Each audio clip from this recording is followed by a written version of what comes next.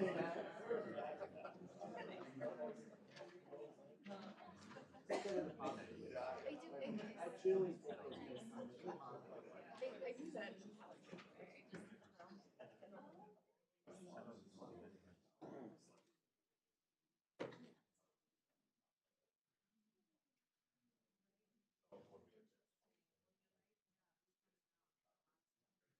my God.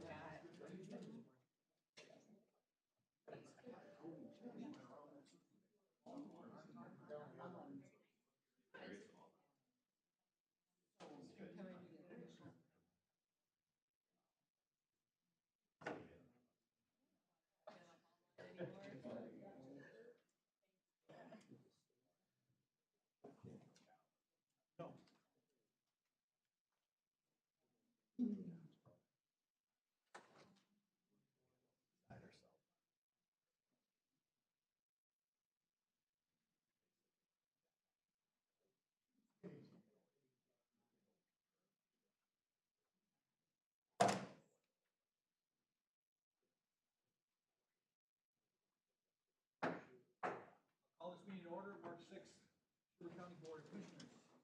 Stand for order silence and pledge.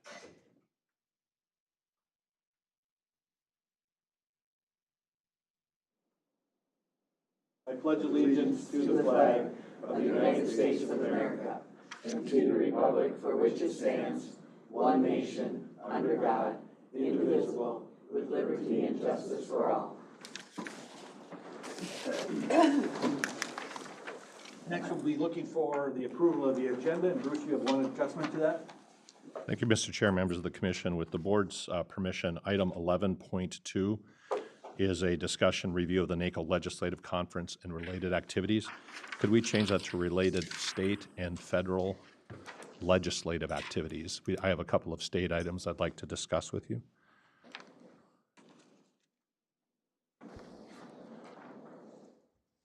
With that one adjustment, I'll be looking for a motion to approve the agenda. I'll make that motion. I'll second that. Moved by Commissioner Halt, second by Commissioner Felber. All those in favor? Aye. Aye. All those opposed, same sign.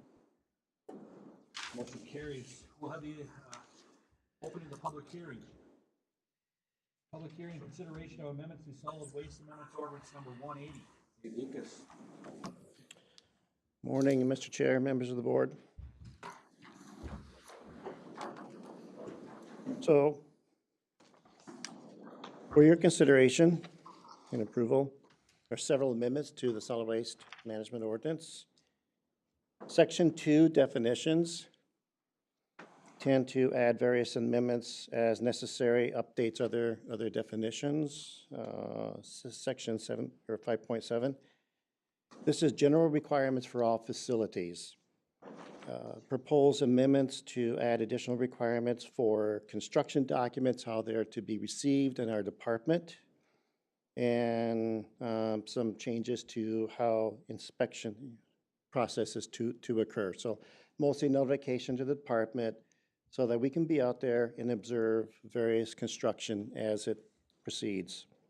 5.9 is financial assurance. All solid waste facilities are required to carry financial assurance. These amendments are to further define the process for requiring financial assurance, mostly small facilities.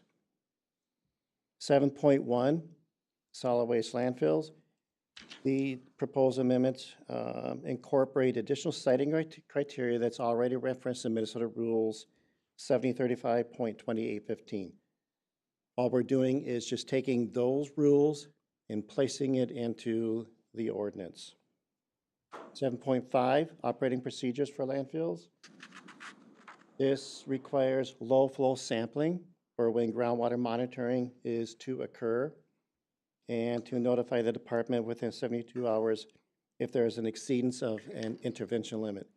Intervention limits are 1/4 of what a health risk limit is for drinking water standards on various parameters.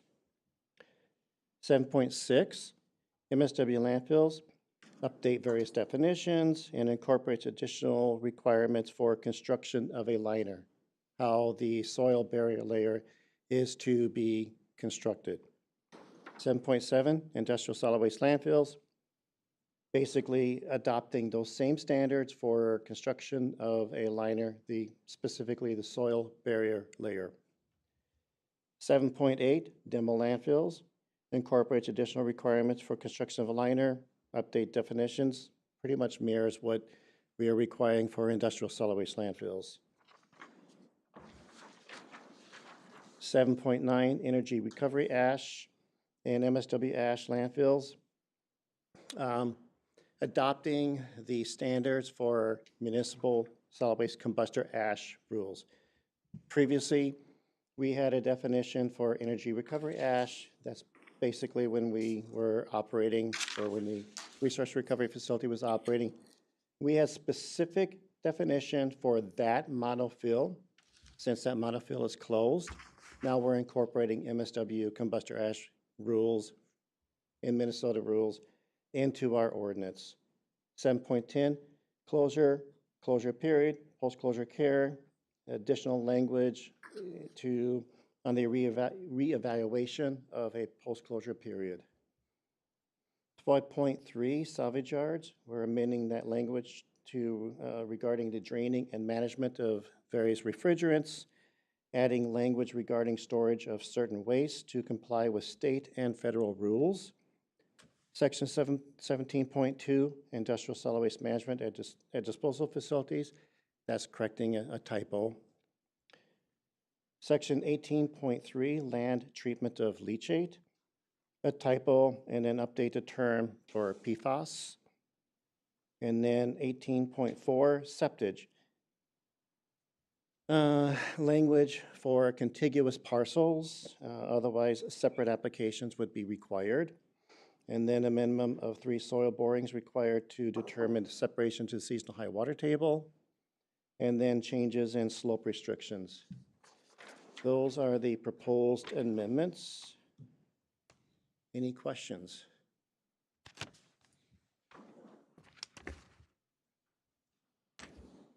No questions.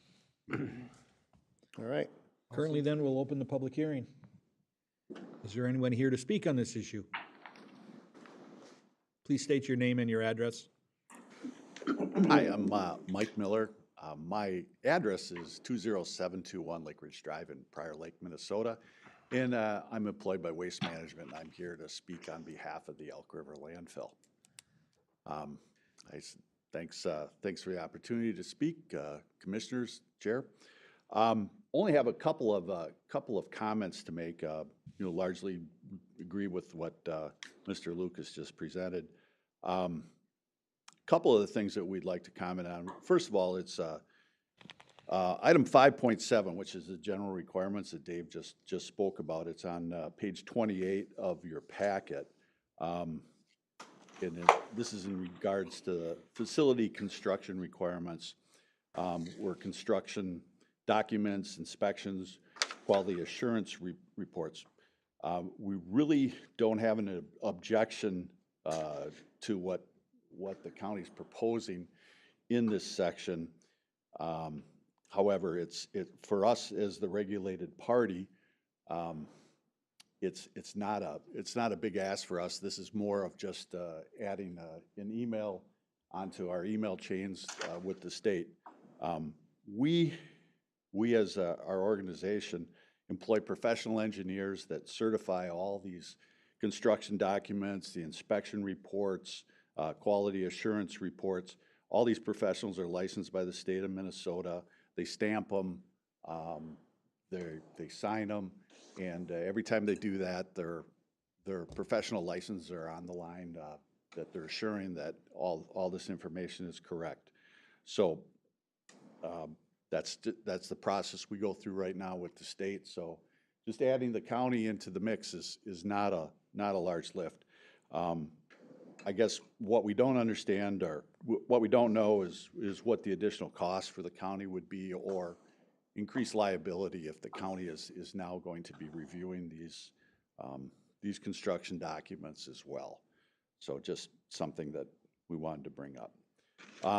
Next one I wanted to address is item 7.1, the location of facility, and this is on page 32 and 33, and specifically wanted to address the item B, the additions, which is on page 33.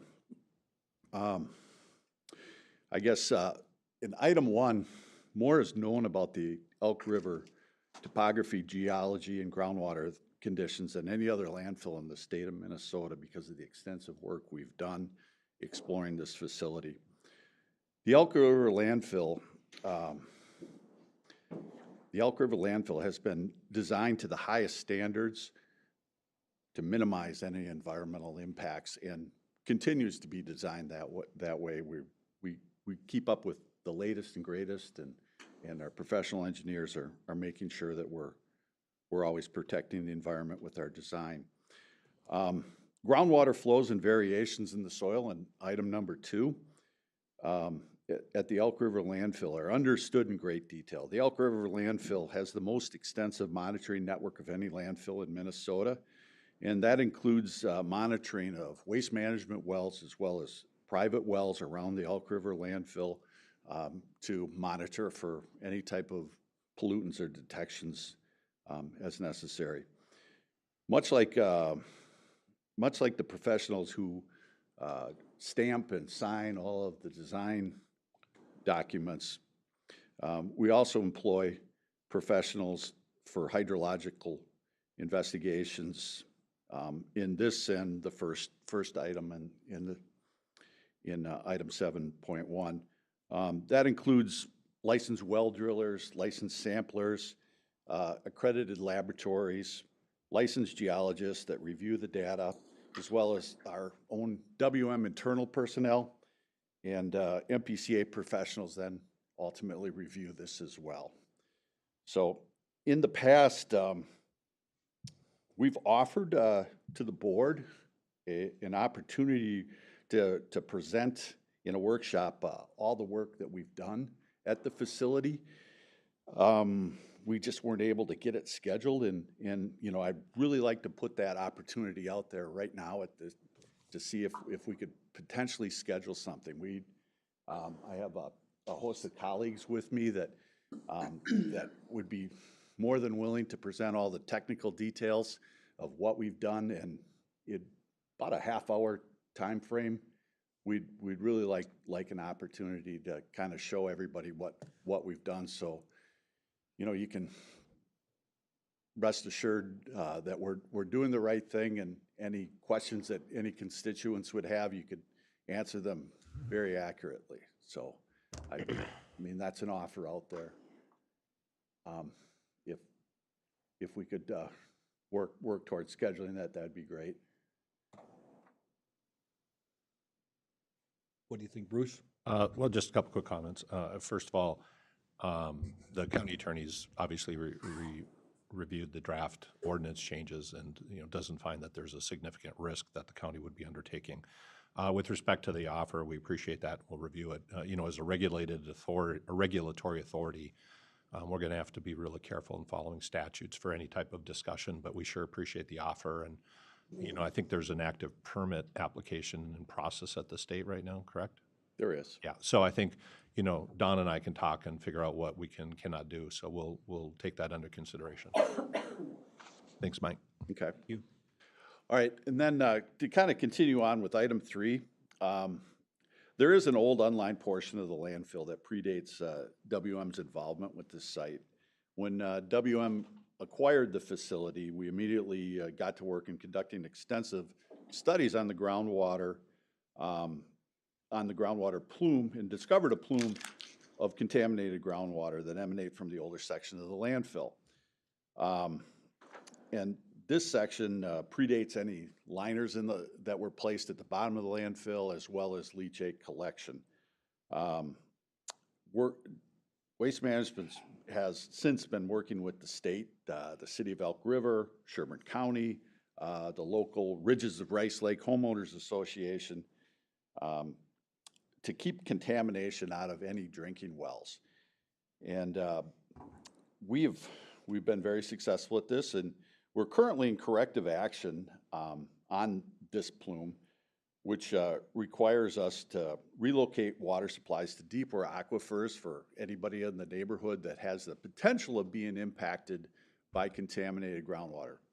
None have been, and by putting wells at a deeper, cleaner level, we've mitigated the chances of that occurring.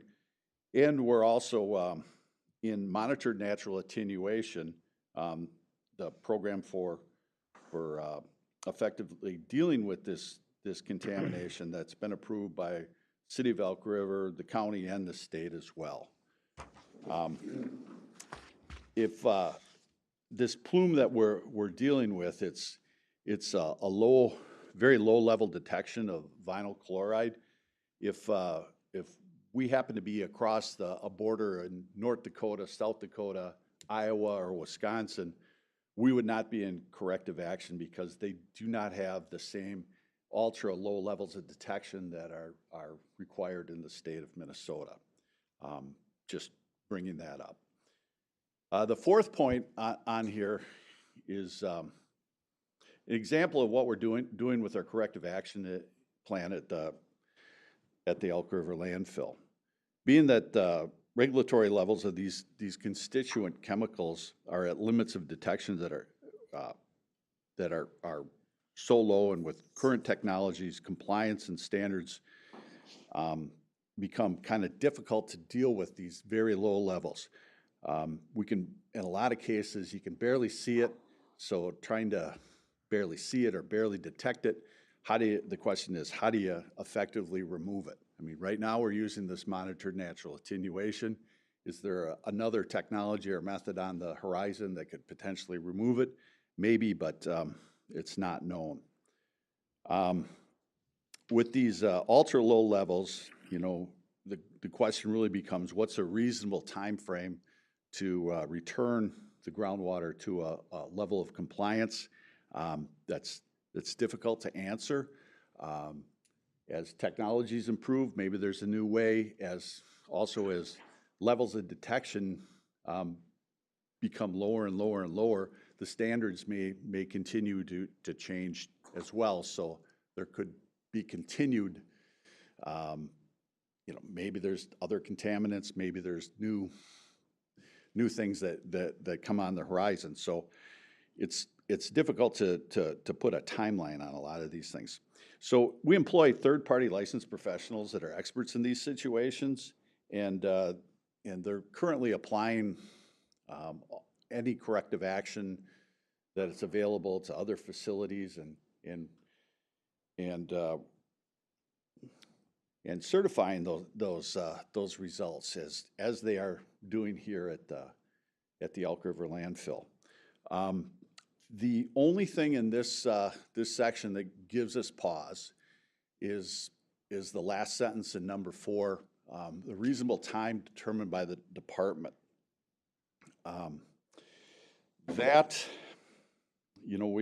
basically, waste management is in the Elk River landfill is an essential service to the community, to the city, much like a wastewater treatment plant would be.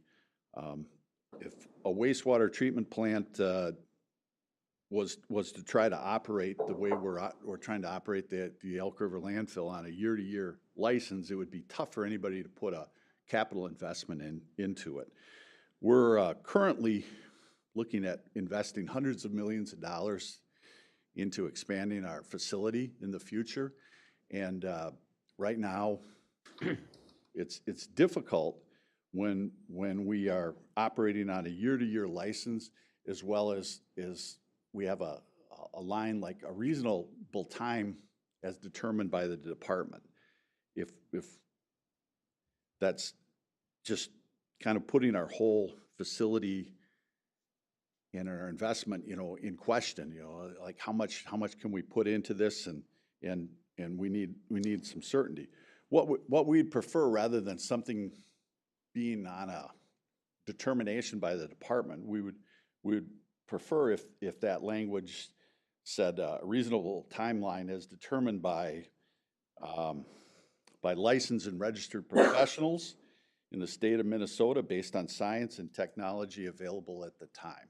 I guess if there's an ask of you today, it would be to change that last sentence of number 4.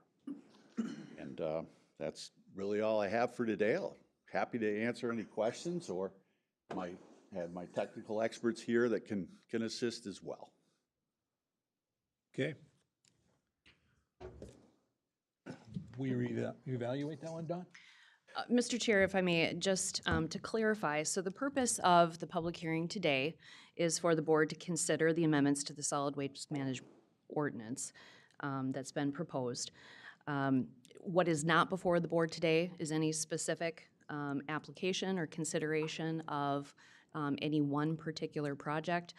This is a solid waste ordinance that applies to and covers all stakeholders.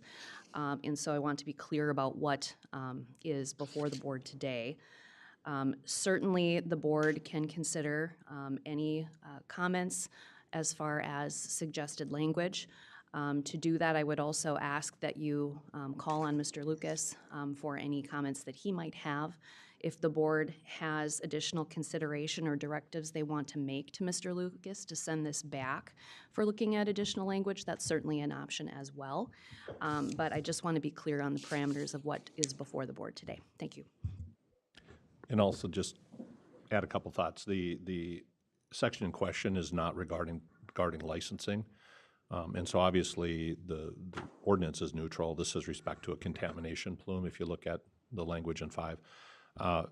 Obviously, it's within the purview of the board and the company to negotiate a multi-year agreement. And if there's a good capital investment plan, that could be part of your negotiations of a future permit. The language in question is specific to release of a contaminated plume. The county will rely, as the regulatory agency, on experts in determining that timeline for response. Obviously, the input from the regulated party will be helpful, but to put in there now a requirement for third-party mediation or, hiring of experts is just actually going to lengthen the timeline for response to a plume. And so I think, from a regulatory standpoint, the language makes sense. Okay. Dave, do you have any comment in regards to this?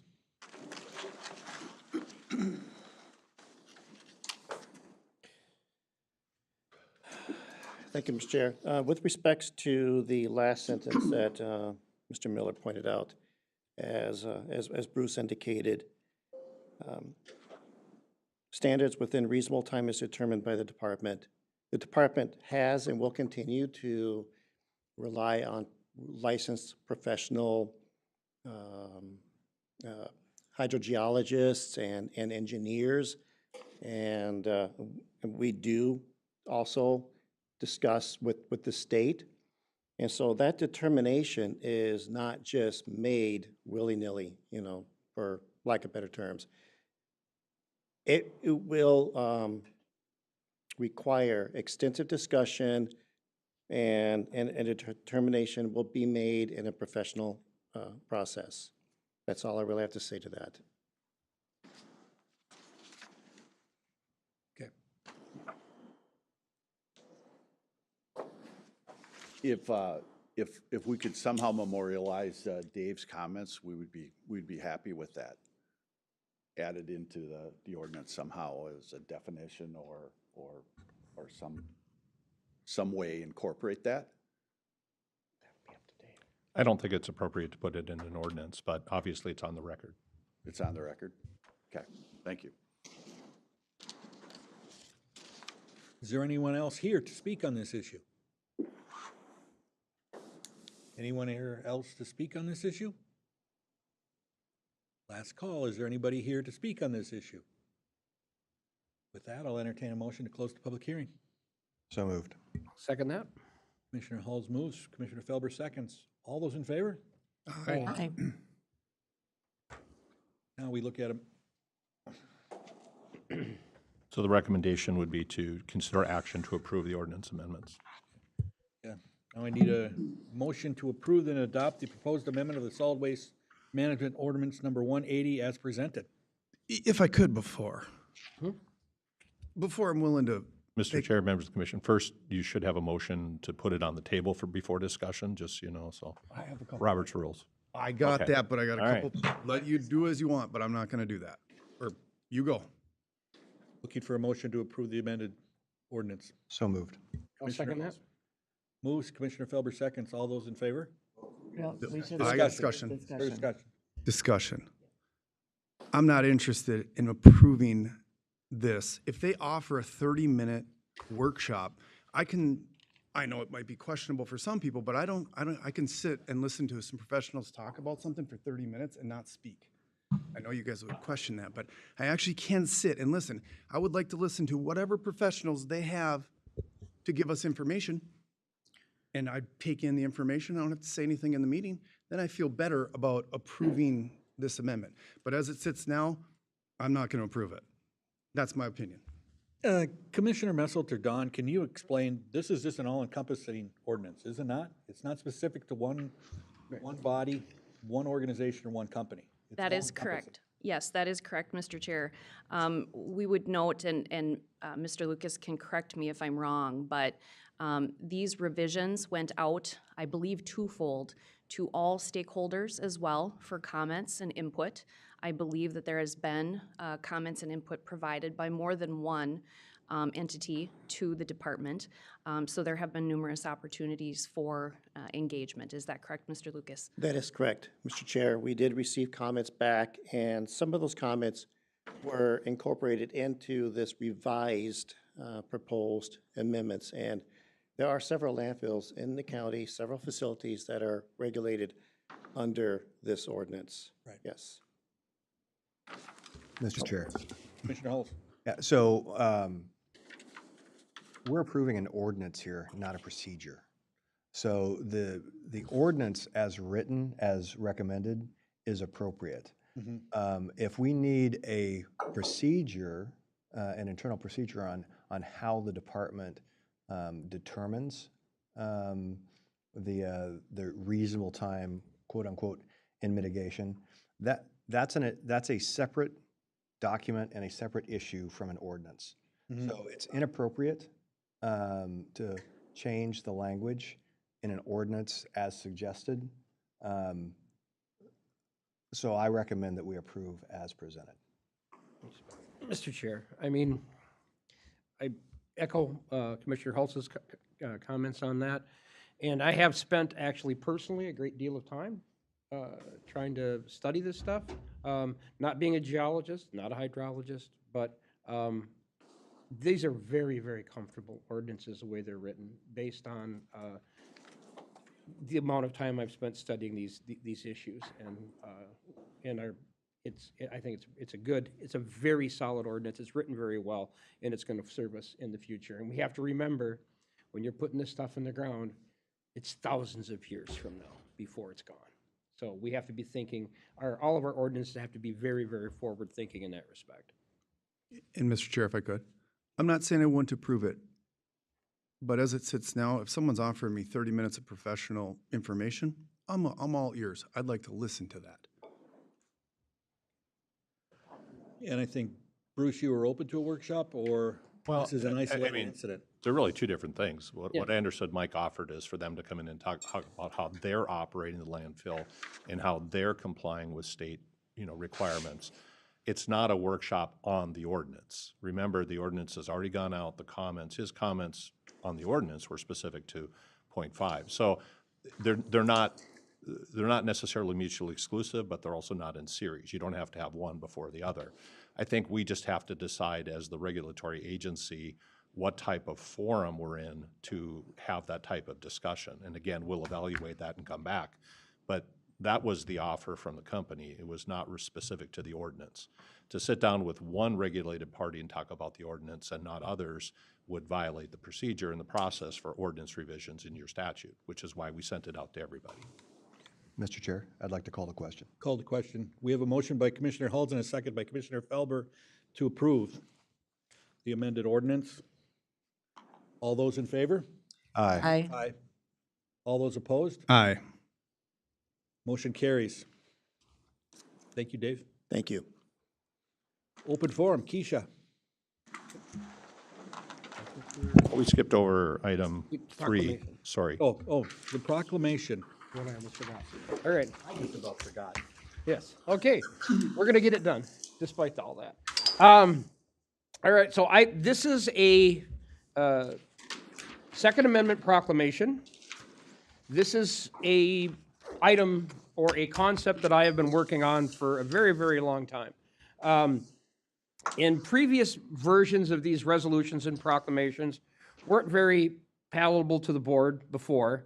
So I've been thinking about it and have gone through it. And one of the issues with the other ones, and what some people may object to in our proclamation, is that there's nothing in here that says that we will direct the sheriff's department and the county attorney on how to do their job. The reason I took that out is because we can't do that.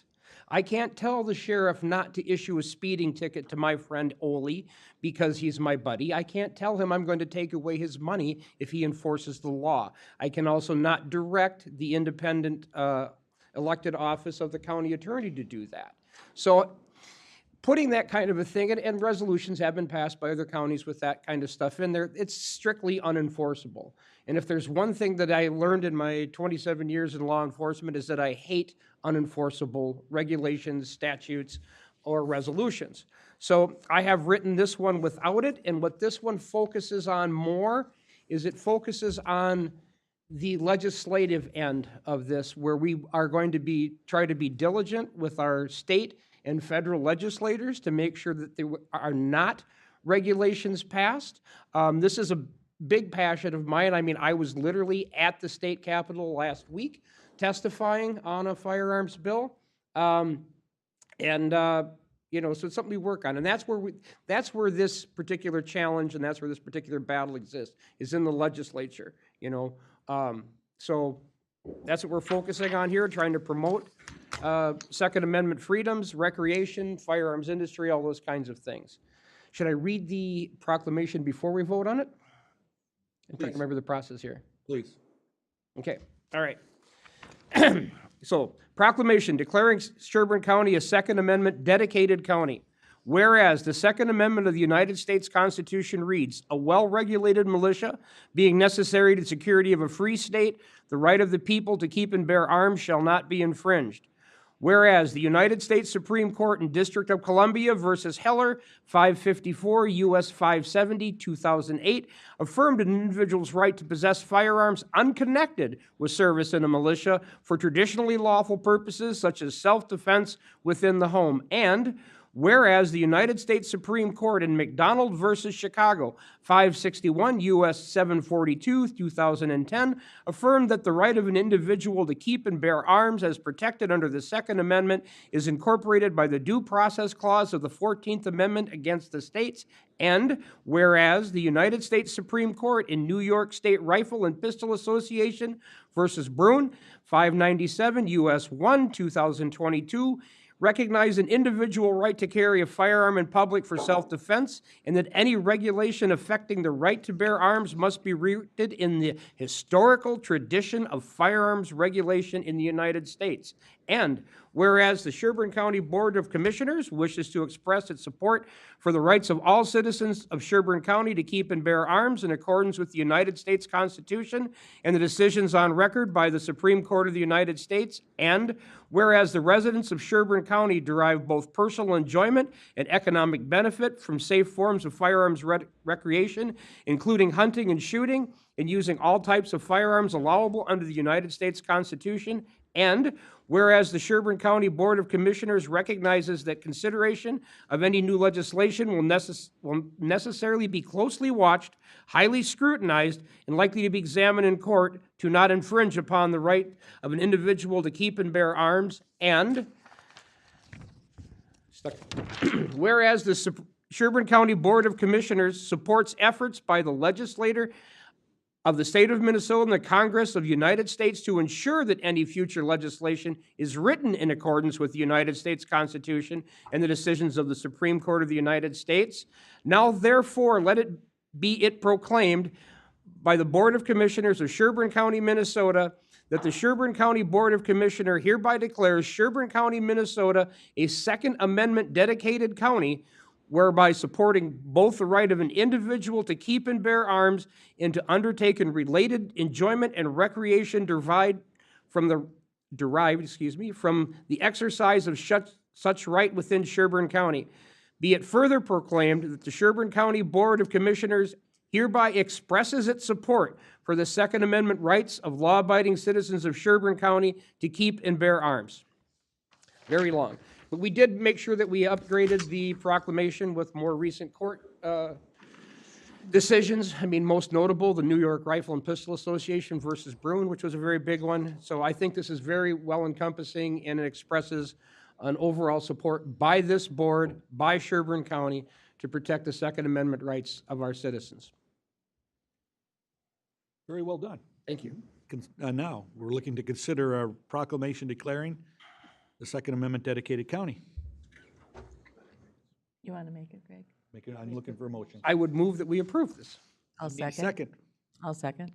Seconded by Commissioner Danielowski. All those in favor? Aye. Aye. All those opposed? Same sign. Motion carries. Thank you very much. Now we can move on to open forum. Yes. We have nobody signed up, Board Chair. Great. Consent agenda. Is there any additions or corrections to the consent agenda, Bruce? Thank you, Mr. Chair, members of the commission. There are no corrections or changes to the consent agenda as presented. Looking for a motion to approve the consent agenda. I would move that we approve the consent agenda. Moved by Commissioner Felber, I'll second. Commissioner Danielowski seconds. Any discussion? All those in favor? Aye. All those opposed, same sign. Motion carries. Announcements. Thank you. Chair Messel. Thank you, Mr. Chair, members of the commission. Just a couple of announcements. First of all, I want to pass along to you a nice card we got for Catrice's new addition to her family, so please take a look at that. We did send a card a while back, so just it was nice of her to do that, and we look forward to her return to work. Second of all, just to look at the calendar, a reminder that AMC is conducting a leadership summit, and I know some of you are probably summited out or conferenced out after multiple weeks. But if you are planning on attending, it's March 26th through the 28th. Please let Keisha know so we can finalize arrangements for that. I will try to find the agenda for that and send it out, but it's, there's different than the new commissioner orientation or the chair, vice chair training. I think Leadership Summit is more about leadership skills and stuff. So I'll send that out, but if you're interested, would like to know. And then I think that would kind of be it for calendar call. We'll keep an eye on several things in motion, but spend a little more time in workshop talking about the last 2 weeks of conferences. So thank you. All right. Oh, actually, if you don't mind, I forgot one other thing. Just an update for the board. We did conduct interviews for an IT director position. Commissioner Gray was able to join us, so thank you, Commissioner. We will be trying to finalize a recommendation. Just for Brad, for you in particular, the way the board is structured is they've invested the hiring and firing authority to me for the department heads that you don't have constitutional authority over, but however, I always bring those as a recommendation to you. So should you have an objection, we'll talk obviously before it. But we had really, really good candidate pool. Dan, how many did we have originally? Over 80? And we thought we'd shortlist to qualified, and that would really help us out. Over 60 met minimum qualifications. So then we shortlisted the shortlist to, I think, 14 for first round of interviews, and we hope to get down to a manageable number for second round of interviews. We ended up interviewing 4 because to go further, we'd have probably ended up having to do 8. They were that qualified. But we're very excited with the process and the prospects, and so I'll keep you informed as we move forward. And then obviously we'll talk in workshop about the retirement of our county attorney. Okay, moving on to the regular agenda, item 7.1. Consider acknowledgement and acceptance of the retirement of the county attorney. Oh, okay, I'll discuss that a little bit, Mr. Chair, if I may. Sure. First of all, I don't really want to, because I'm going to miss her. But I fully respect the desire of people to actually retire from their long time of public service. She's done a great job for us over her long period of service.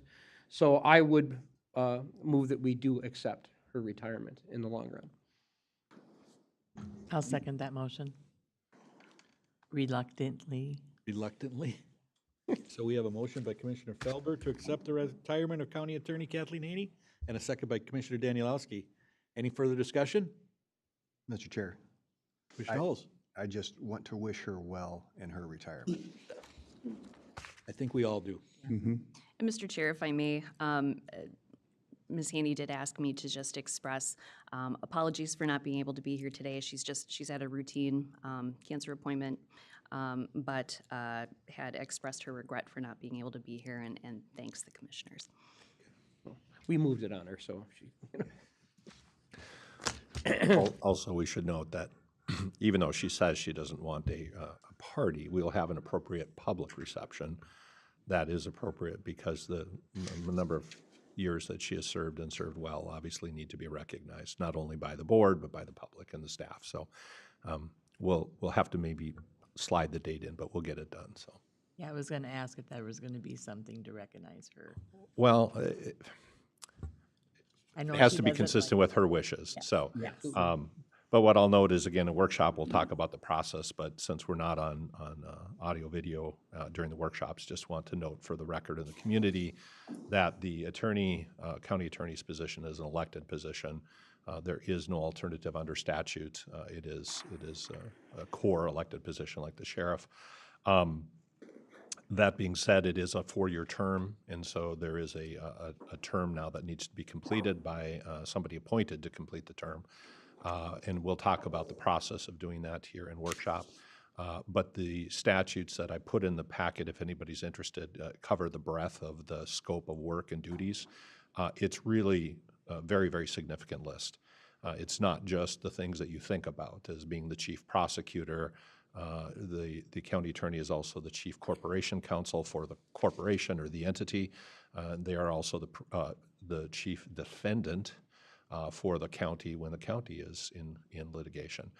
Plus, they have very significant involvement in contracts, indirectly through employment and employment law, a lot of work with law enforcement. So there's just a whole breadth of activities, all of the interactions with the court, as well as some of the adjudication side of it as well. So, and then our county attorney has been very proactive in the community in making sure that we are active, whether it's in communities of faith, communities of incorporation as people move in and out of the legal justice system.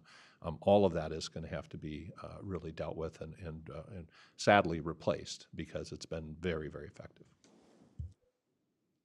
All right, we have any other discussion? We have a motion on the floor and a second. All those in favor? Aye. aye. All those opposed, same sign. Motion carries.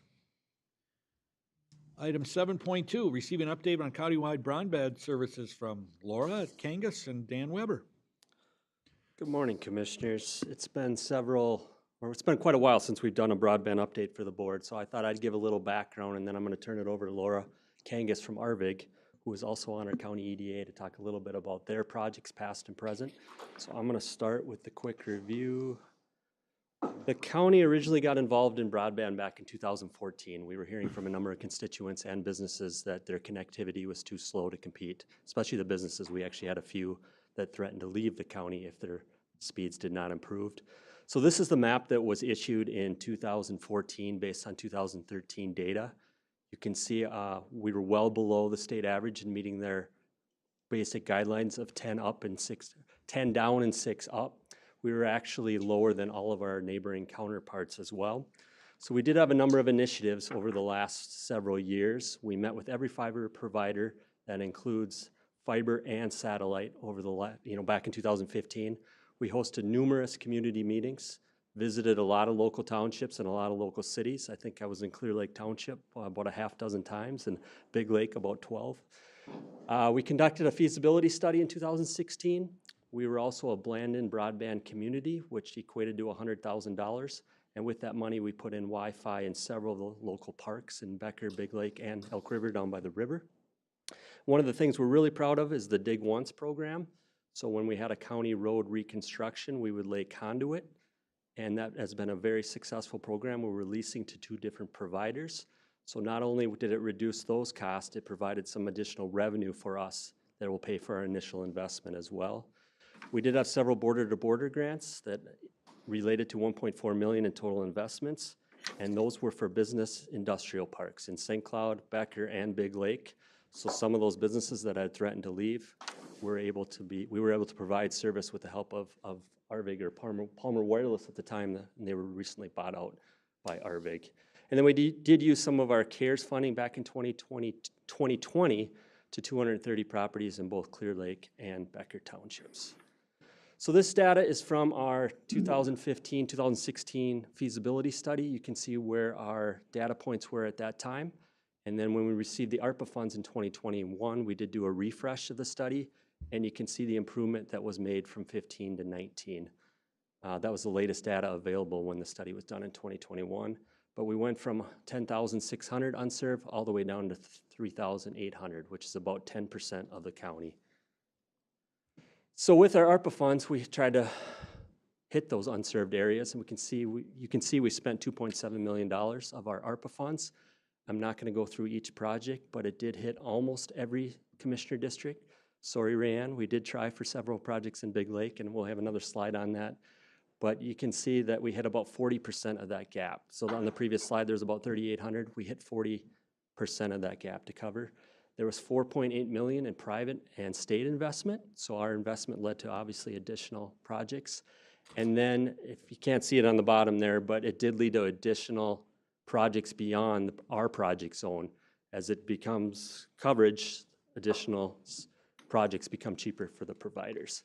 So this is the map of all of our ARPA projects. They were both Midco and Arvig. We did also have several applications with other providers that unfortunately were not awarded. But I'm going to have Laura come up and talk about Arvig projects specifically at this time.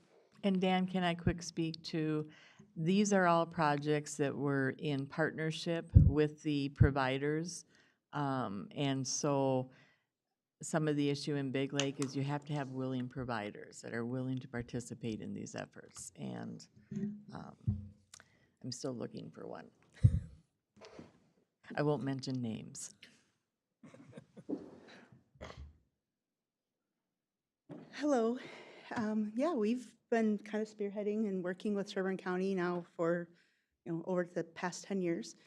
It's been a really great partnership, and Dan is super easy to work with, so I think that really helps that we have a really open relationship with, we share our fiber maps, so we try to make the best decisions for Sherburne County. We don't, I have said, this is probably not a project that Arvig should bid on, and so he, will go out and look for another provider. So we try to be very cognizant of how we, are doing some projects. If it's really costly for us and we know another provider's closer, I think that's been, really important that we've been, open about all of that stuff. But yeah, we started out with the Becker Industrial Park, the Big Lake Industrial Park, the Highway 10 one in Teeters, and those have all been super successful for us. We've probably got just about every single customer, getting service from us. And I think, they can get voice from us. We're a one-stop shop. If you're not familiar, this is Arvig's 75th year this year as a company. We're a family-owned ESOP. We're not going anywhere, and I think that's probably been the nicest part is we are now the 4th largest provider in the state. So we have about 18,000 miles of fiber in the state of Minnesota. So I think customers appreciate calling customer service. We're here in Minnesota. We're not in another state or country. So I think it's been a very good relationship, and that was why, my husband and I started out our company. We did sell to Arvig because we felt our customers deserved a bigger opportunity, more than what we could give them, and I think it's been a really good fit, so. And Laura, could you pass up the food chain at Arvig that if they're looking at acquiring any more area to check out Big Lake, please? Well, and I think, honestly, Rayanne, I think there was maybe another provider or two that wanted to submit some projects in Big Lake, and I have passed on them. But now with BEAD coming up, Arvig, I think Dan had a map. So this is all of the eligible areas. So I do think, I have to get back to one of our directors on Monday. I'll work with Dan, but in the next 2 weeks, our goal is to look at some of those denser areas. We probably wouldn't do those little single ones out there, but I don't know I don't see a lot from Sherburne County people, and maybe I need to share that better with Dan, but there is a line extension program that BEAD or Office of Broadband started a while ago. And so, if there are some new homes, like some of these projects, we go back to 2014. And most everybody, I would say, is very good. I mean, I work really close with the city of Big Lake, the city of Becker, and the city of Elk River. So most of those new businesses, they know to call, me right away. And so we do, get that in. But there's some new houses and some of these old construction projects, maybe from 5 years ago, 8 years ago, they're not always aware.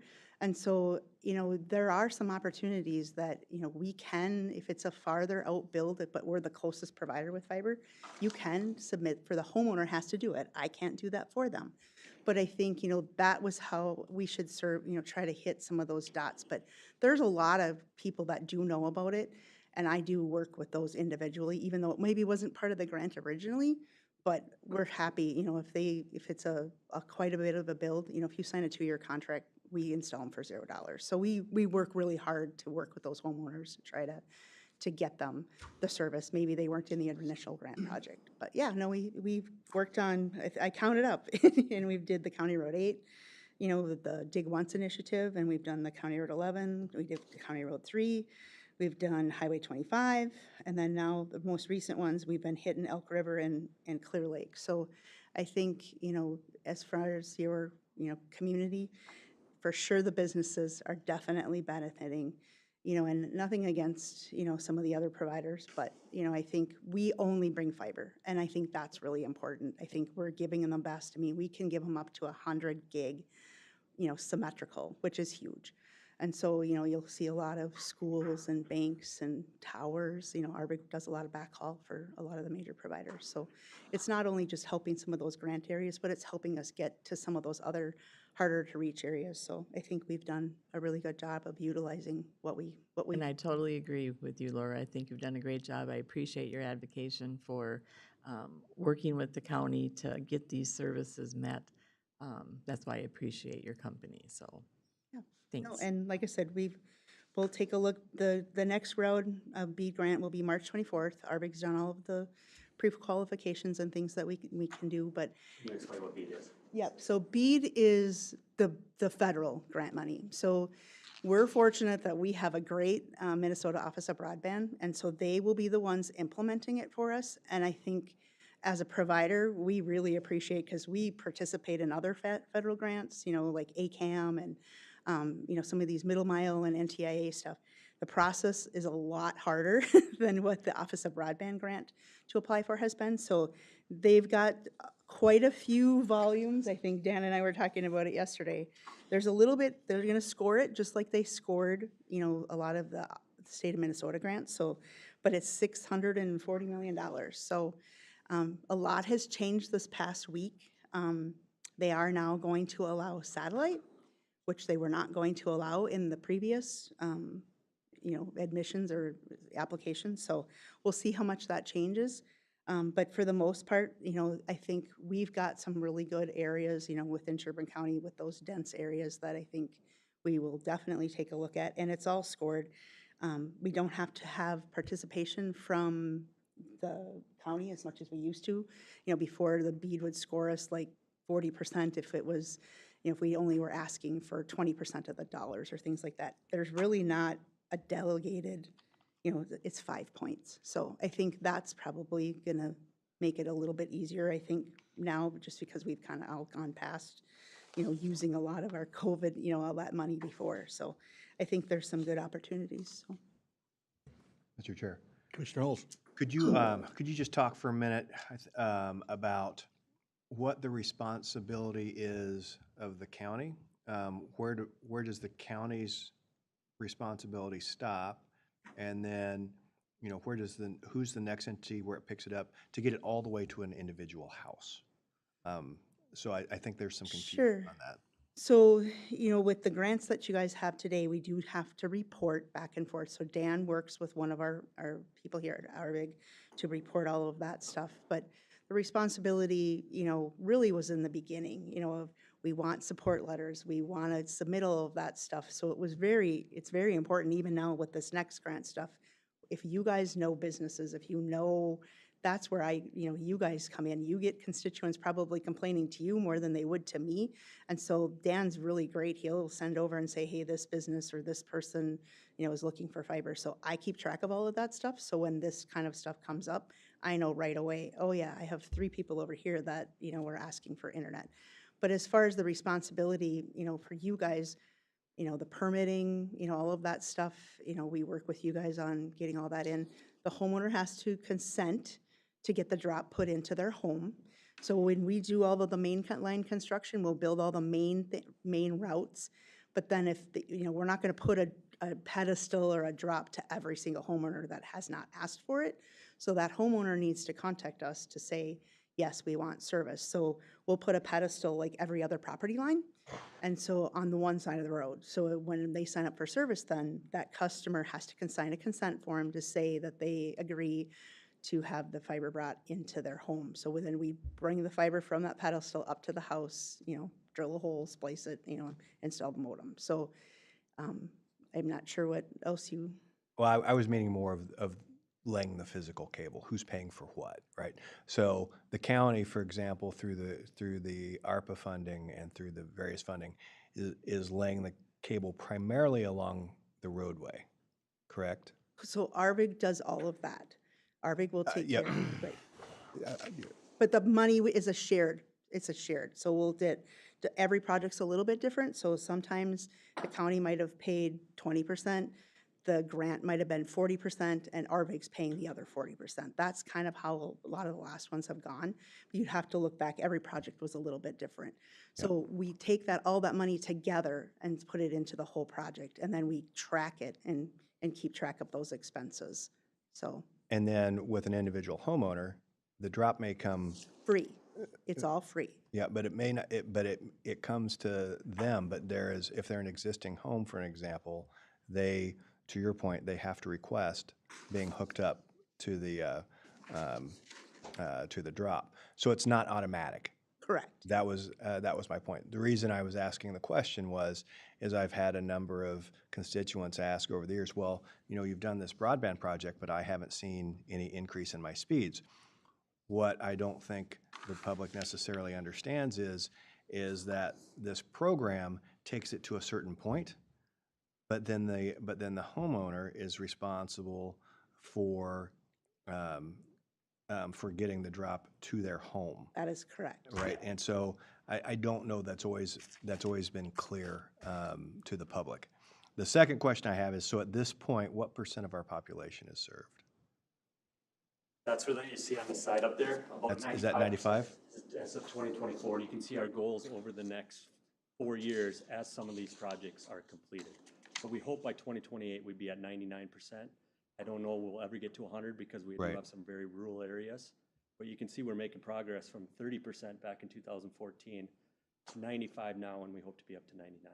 Yeah, and I think that's tremendous progress from 2014, 10 years later at 30%, now we're up to 95%. It's been tremendous progress. So thanks so much. Yeah, and those were the beginning goals, was to get the businesses first. And then after that, the second phase was to now hit the residential. But, like to your point, Dan and I, we've been to Clear Lake Township, to Haven Township. We try to come out to the communities. I personally have door knocked most of the areas. Some of the Elk River ones get touchy because I can't solicit, but we do try our best. I've gone to some of the township meetings. I've gone to the HOA meetings for some of them. We try really hard to get the message out there. And if we can, and I'm offering a special right now because we do want to get people on board again. So we are offering them 50% off the first 3 months. So we're trying to get a little bit more, maybe those people that were on the fence last year maybe didn't sign up right away. So yeah, if you can want to share, I know some of the counties and townships will share it on their webpage or whatever too. And there's a little QR code. It's super easy to sign up. So we try to make it super convenient. So. Mr. Chair. Sorry. Go ahead. I just wanted to make a quick comment and you're doing fiber, and that's the gold standard. I mean, I know that we have satellite opportunities, and some people do utilize that, but fiber is the gold star because that's in the ground. That is what will maintain into the future. Satellites can be a little more, some businesses don't like to deal with that because you've got your information going through the airwaves, a little less, to my understanding at least, a little less secure, possibly. So I do appreciate all of your efforts, and thank you for the hard work that you're doing for us. Yeah, thank you guys. Commissioner Schumacher. Yeah, and just one last thing on our side for Administrator Ansel, is there a way that, like, when they're offering that marketing, that we could do that? Because I do think there are just probably people that just don't know. They just don't know. It's not something that is spoke about a lot. Is there like a marketing tool or some sort of brainstorming thing that might be able to Yeah, help?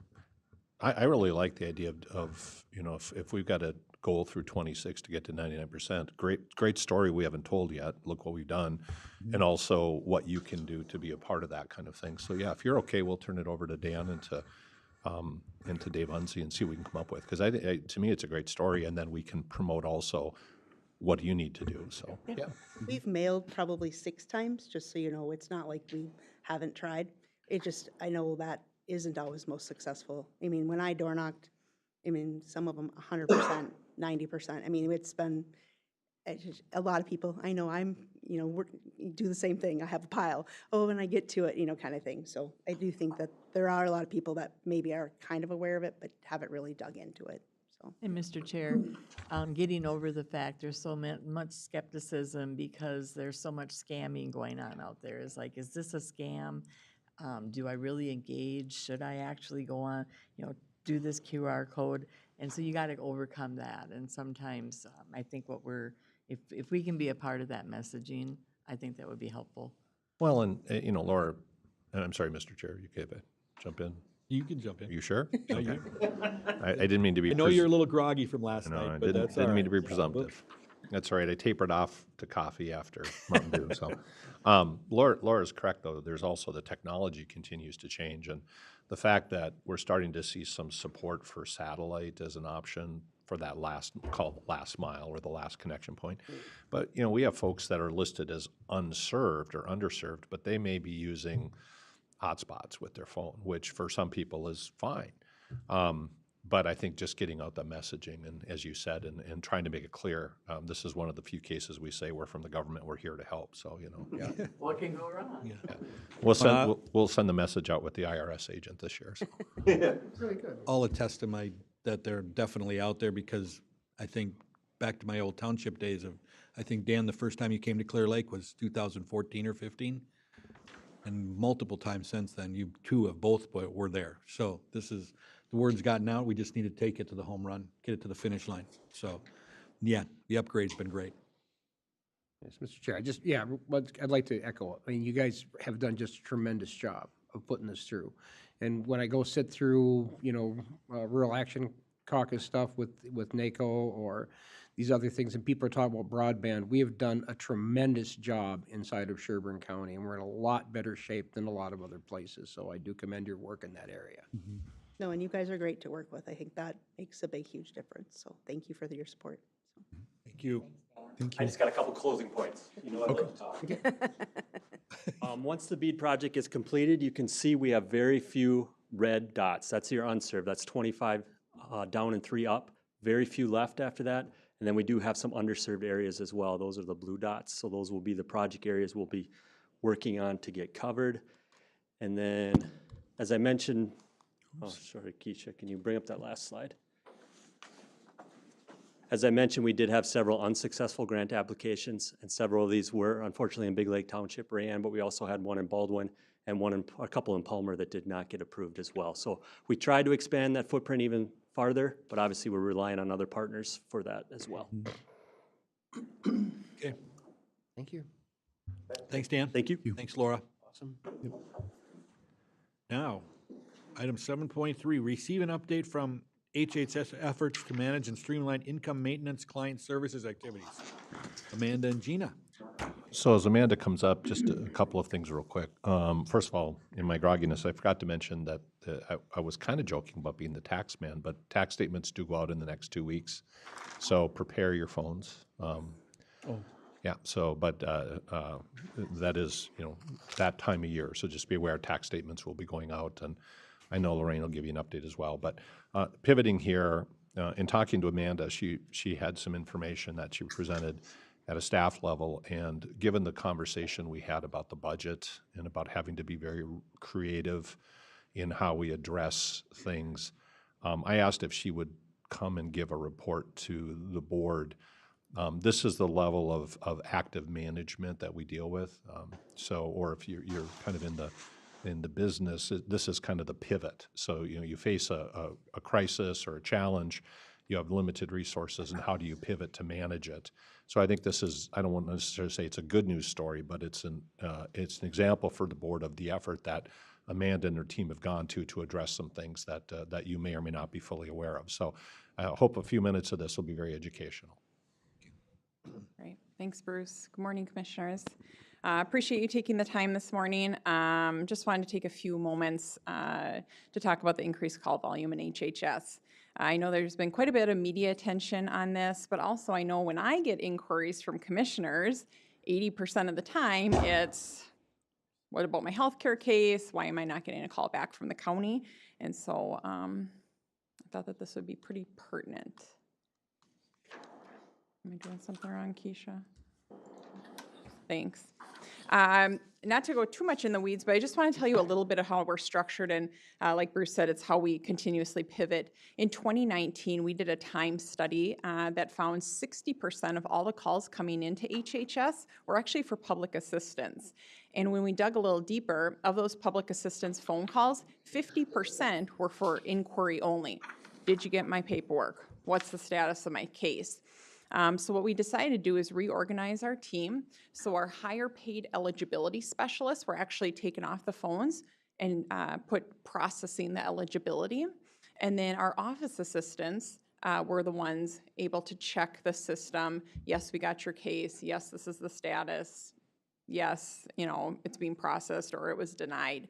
And so we use technology to help us this. You'll see kind of on the right hand of the screen, Zingtree. So again, really guiding those office support specialists. Okay, when somebody asks the status of your case, where do you find that? How do you do changes? How do you do verifications? And so we have a team now of 6 individuals that are office supports that are just handling all the calls coming into our public assistance case. We lovingly refer to them as the zingers, because the technology is called Zingtree. Go ahead, Keisha. Is this? Sorry about that. During COVID, federal waivers prohibited anyone from being dropped off healthcare programs. So statewide, this caused a surge of 30%. You'll probably remember I was in front of the board numerous times talking about that. And so you'll see in previous upcoming slides, in Sherburne County, our health care cases almost doubled. In 2023, healthcare coverage, continuous coverage was lifted, and therein launched a massive healthcare unwinding. So that gave counties 12 months to redetermine eligibility for everybody that was currently on our caseloads. This was a highly manual process because in the 3 years that continuous coverage was happening, any changes that occurred to a household, to include job change, income change, divorce, birth of child, death, were either not reported or reported on an Excel spreadsheet. And so then we had this 3-year Excel spreadsheet. And so really it caused us to, during that 12-month healthcare unwinding, to basically manually touch every single case. And so we also have an inefficient technology system and also new rules for eligibility. There was changes coming on almost a daily, either federal or state or the state doing something and then the federal saying, no, you can't do that, and then us changing. And so really the rules of eligibility that we're working with now are completely different than our pre-COVID. Go ahead, Keisha. Like I said, there's a lot of media attention. There still is a lot of media attention. All 4 of these articles are from the past year, 2 of them from the past month. You'll see it's urban, it's rural, it's our neighbors, it's everybody. And I also know that there's been other county commissioners from surrounding counties reaching out to Sherburne saying, are you guys experiencing this call volume? Are you experiencing the delays? And the answer is yes, we are. However, we at Sherburne are much better positioned than other counties. We are constantly changing processes. matching our workflow to how it's coming in. And so just wanting to let you know the surge is statewide. No one's able to keep up with the demand, but really, and why the surge is happening is it's really multifaceted. It's the increased call volume because now people who have had healthcare continuous coverage for 4 years are being dropped. It's technology, again, that doesn't work. It's complex processes and eligibility rules changing daily. And then also, we do have more people on healthcare programs in our post-COVID world. And so Commissioner Schmeezing always said it's the bulge in the snake. And while it was a bulge, and you'll see that, the numbers never went back to pre-COVID levels. So I'm going to have Gina, who's our economic support manager, talk about kind of the status of where we're at. Good morning, Mr. Chair and Commissioners. Again, I'm Gina Anderson, Economic Supports Manager, which oversees the division of the staff that administer these public assistance programs. And just to touch base, you can see the influx, as Amanda was talking about, throughout the pandemic and to the unwinding of the increase in our cases and enrollees. We had in 2019, pre-pandemic, 13,708 enrollees, and you can see up to our highest level in 2023, 21,642. There's that slight drop in 2024 because the unwinding started to happen in 2023, so subsequently we're seeing that starting to reduce a little bit. Thank you. We're really focusing on the healthcare because that is what has created the bulge and surge in these phone calls for the most part. But in addition to that, we have also seen our SNAP food support cases rise pretty significantly. And when I look at the call volume now, it is pretty fairly even between what's coming in for calls between questions for medical assistance cases, as well as for these food support SNAP cases. And this graph is just showing you the annual call volume between 20 and 24. You can see in comparison between 2020 to 2024, it's almost 100% increase. So it's very significant what has happened due to all the changes that occurred with COVID-19 and changes to our programs that we had to keep up with. Next slide, please. And this again, graph just showing the course of over each month in 2024 as calls spiked as the year went on. December is always a little bit higher for us because that's also open enrollment. So we're getting additional calls from people calling about that. But if I can just talk about, expand a little bit more about why so many calls. Amanda shared that it's a lot of people who have not had to go through the renewal process are doing it for the first time. It's complex, and there's a lot of questions that come along with it, and so we're getting those calls here to the county saying, how do I do this? How do I answer that? Which application do I need to submit? We also have those folks who closed and they're having to reapply. So between those renewal questions and new application questions, that's significant. We often have people who don't know they closed until they're at the pharmacy trying to get a prescription filled and finding out, oh, you don't have insurance, and those prompt calls to us, right? Or somebody making a appointment for a medical procedure, finding out they can't make that appointment because they don't have insurance. So we're getting those calls as well. Amanda also touched on our system deficiencies, and I just want to expand on that a little bit to give an example. Our system sends out auto-generated notices. And so we have no control. We can't cancel them. We can't edit them. But what happens, because we don't have an efficient system, is that there are a lot of workarounds. And so an eligibility specialist can process a case and get incorrect results. They're aware of what to look for. So when they see this happen, they cancel that, they re-enter, and but what will happen is that initial notice after they've closed will go to the enrollee saying, you have closed, this is closed. They'll get a subsequent letter saying that they are eligible, but they're not getting them at the same time, and even if they did, it's very confusing, right? So we're getting those calls from people saying, why did I get a closing notice? And having to explain and, look up their case to ensure that that's actually what happened and explaining why it happened. So there's various reasons across the board as to why this call volume is at the level that it's at. Thank you. So we had several positions approved with ARPA funding. One of those positions included case aid support staff. However, that ARPA funding, as you know, ended in December of last year. However, we did get an allocation from the state. And with that, every county across the state got an allocation based on caseload sizes. Our allocation was just over $500,000. Some of that money was used for our new CaseWorks platform, which will create good efficiencies for us because that's where these public assistance cases will be housed for paperwork. So we're looking forward to that. We go live with that at the end of this month. And then the remainder of the money has kind of been reserved to maintain the staffing that we had utilized the ARPA funds for. However, as I say that, I do want to share that we are closely monitoring that, and the plan is to attrit staff as we have turnover. We already have done that with one position that we had ARPA funding for. There was a retirement. We did not ask to replace that position.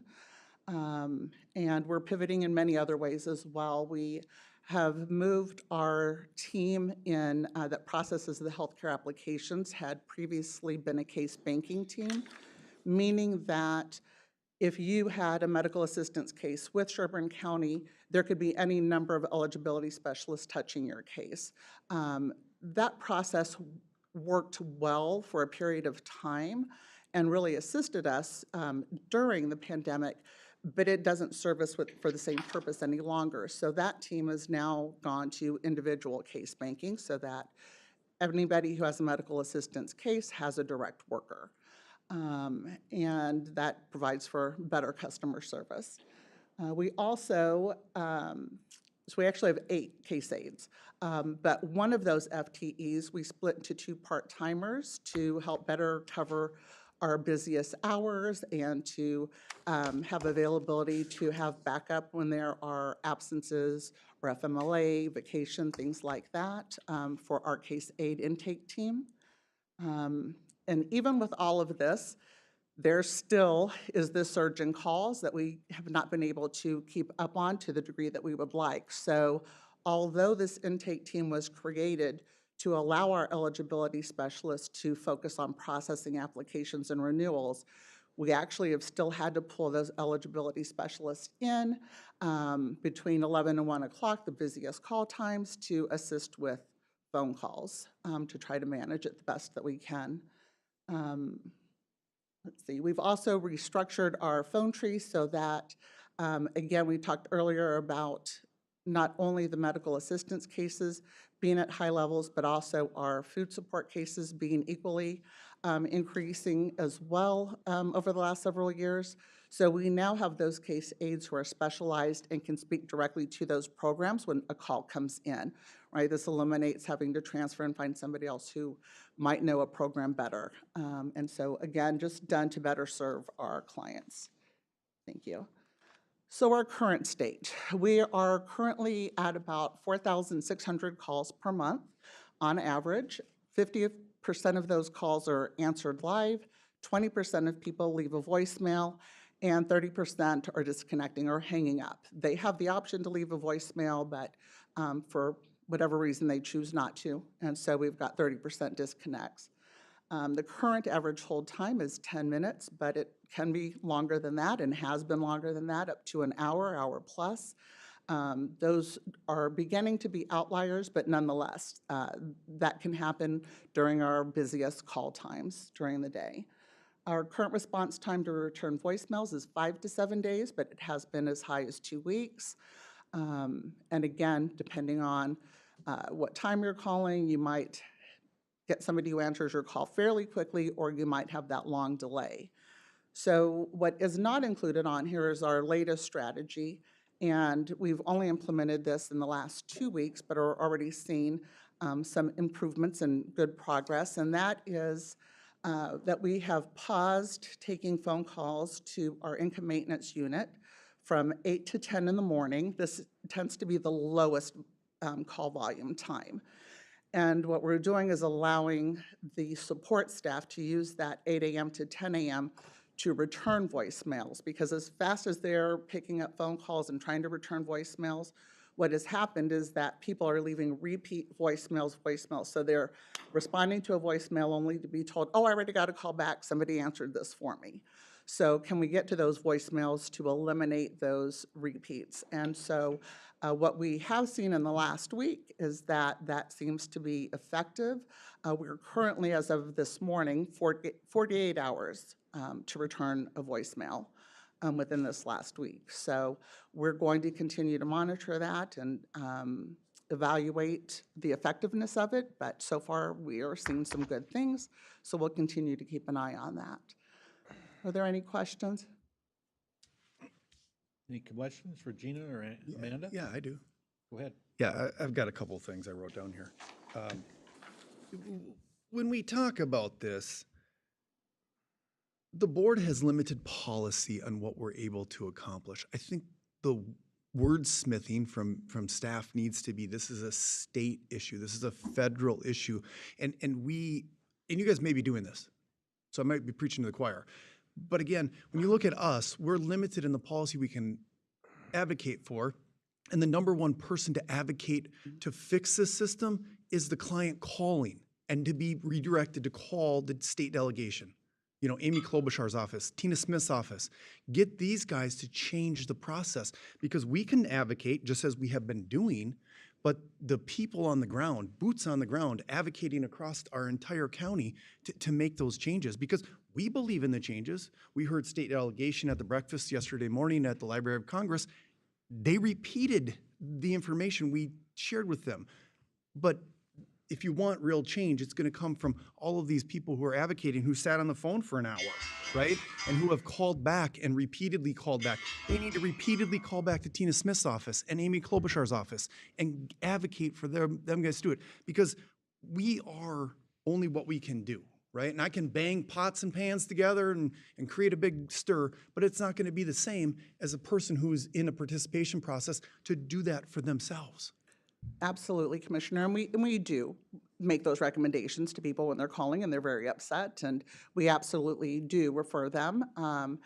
We also participate in many state governance groups and things of that nature to try to also be a part of this solution. I personally am involved in a governance group that oversees this system that is inefficient, to try to convey what the experience is for our county workers and in turn our enrollees that are on these programs.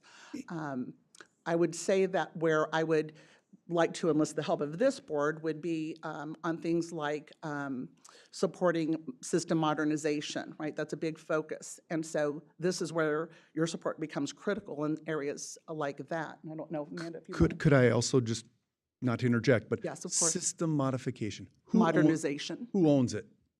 State. Okay, so then there's a state delegation to have that conversation with the state partners to be able to do that. Because when you say it the way that you did, it makes it seem like it's our system, and it's not our system. And I think that has to be clearly explained to where it goes, because we, again, can advocate the state, the five of us, but if you have people that are calling 4,600 people per month call, let's divert those calls back down to the state delegation to fix their system. And I'm just saying the wordsmithing needs to be better. It needs to be better, because again, you can just have, I'll do whatever you want me to do, but I'm one person, I'm not 4,600 people. Mr. Chair, if I may. Yeah. As you know, MICA, Minnesota Inter-County Association, so many associations, I sometimes lose my acronyms. I mean, this is one of their legislative priorities. It's a big legislative priority with AMC, upgrading these systems. I mean, these systems that we're talking about, that, yes, we have to refer to them as our systems because what we have to work with, and they are owned by the state. They date back to the 1990s. I mean, the computers I own that are the same age as these things no longer function. They will not be served. It'd be like trying to work off of a flip phone, you know, trying to get this stuff done. So this is, you know, I mean, what they're doing, what they're working with is just simply the reality of it. And there is a significant lobbying effort out there to get these things changed. Mr. Chair. Commissioner Halls. And I just wanted to, so we were out with AMC, and I'm on the General Government Committee. And I think for the first time since I've been around, the systems modernization is a top priority. And it was a repeated message throughout all of the meetings that we held at the Capitol last week. So I think that it is finally breaking through that how big an issue this is. I know that we've made invitations to a number of our state delegation to come in and see what the green screen and see what is actually taking place. And frankly, several of our delegation had no idea how antiquated this system is. So I have hope that that message in particular is getting through because it's such a united message across all of AMC. The other thing that's very helpful is when you lay it out for the legislature in terms of manpower. Mm-hmm. The fact that it costs, by using these old systems and by the inefficiencies of these systems, it's probably a 3 to 4 FTE equivalent of what one person should have to do. And when you lay it out in those terms, it really starts to hit home. Now, our legislators get a lot thrown at them. So I do think that it's important that we continue to keep the messaging to them on this, but I do have hope that there will be change. The one message that I did send out, and I would ask for your help in repeating, is what I don't want to have happen is us to try to develop our own system in the state. I think that would be a disaster. And I'm relatively certain there's got to be some sort of off-the-shelf system, or at least a system that can be copied that's in use today and perhaps one of the other states. So help me with that messaging, because I think our best opportunity is to use something that exists and modify our processes to accommodate it. If the state does not have a good track record of trying to develop systems, so let's for once learn from our mistakes. Yeah, Commissioners, thank you for that. And again, one of my earlier slides, showing the other the newspaper articles, the NPR articles, really, again, it is a state system. And just to reiterate, we are a state supervised, county administered system. So we're given the tools we're given, and really our purpose here today was really to show you what we have control over and how we've pivoted and how we continue to be as efficient as we can within the system we're given. So thank you for that. Mr. Chair. Commissioner Malinowski. And thank you. To Commissioner Hull's point, we're in those rooms having those conversations, and of course, every single legislator is remembering the Minlar disaster. Mm-hmm. And so they're suffering from that. Mm-hmm. We don't want to go down that road again. So to touch a system really gives them great pause. But to Commissioner Hull's point, there's other states around us that are probably using more updated systems and having success with it. So let's not try to reinvent a wheel. Let's take what is around us and make it work for our state. I think that will give great headway in getting us and faster, definitely. So I think there was a lot of hearing that message, and we'll continue to push that message because something has got to change. We couldn't agree more. Thank you. Mr. Chairman, one more time. Mr. Schumacher. Item number 3. Current average hold time is 10 minutes. When I'm listening to 10 minutes, is it elevator music? Or can we change what they're listening to for 10 minutes while they're on the phone and market our plan to encourage them to be an advocate? It's actually old county board meetings. It can't be county board meetings. They'll hang up and fall asleep. It's got to be, I'm just saying, there's a marketing opportunity. If you're going to put somebody on hold for 10 minutes, let's think of it as marketing to market our plan, market our strategy to help them be a partner in the change that we need. Yes, absolutely. We currently, on that hold messaging, we utilize that to currently share with folks other ways that they can get through, right, if they're needing to submit documents. There are many different ways to do that. We're providing that information. We're providing information where we might have outreach where somebody can also speak to somebody one-on-one. So we're utilizing those hold messages, but certainly we could add to them with per your suggestion. Thank you. And Commissioner Schumacher, in regards to having the people call in and have them call the state legislator, from personal experience, that would be nightmarish.